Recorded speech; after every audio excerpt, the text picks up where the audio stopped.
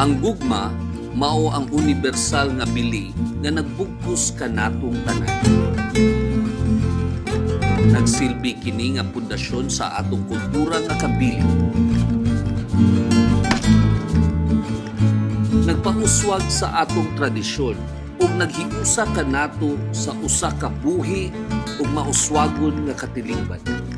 Gugma para sa katawhan sa dumanhog, gugma sa matag usa, gugma sa among delikasiya ug gugma para sa among patron na si Saint Francis of Assisi. Kami ang nag-inusarang lungsod nga naila sa Bisnok, Contingent number 4, para sa Bisnok Festival sa lungsod sa Dumanhog, ang home of the governors.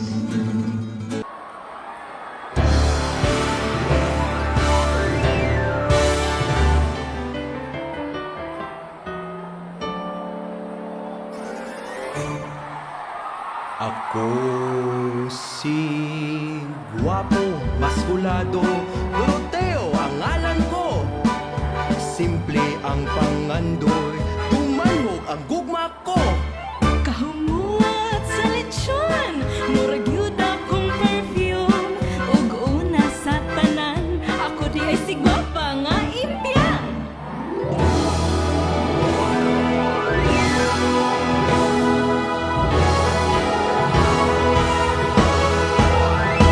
Huwag mo yain siya, why forever yung duha.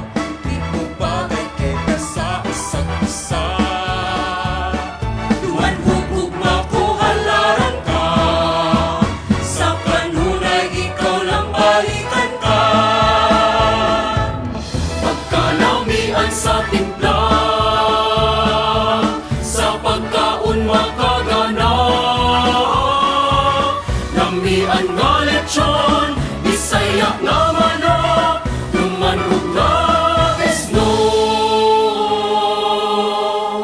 Impyang sugtain taon, kining pangandoy kong gugma. Ikaw lang sa kanunay, ang higugmaon ko. Di ko magsugot pagbuwag mo. Tumanhog is the best, dayon mo, be our guest. Sa tanan, ikaw ang best among the rest.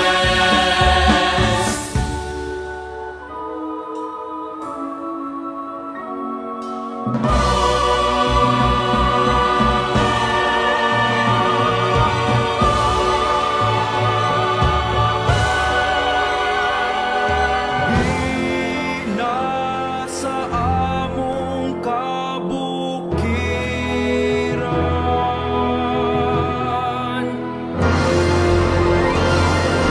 Ang naangkon kong kalipay nga hilabihan ng magsaulog ipalanod sa tanan.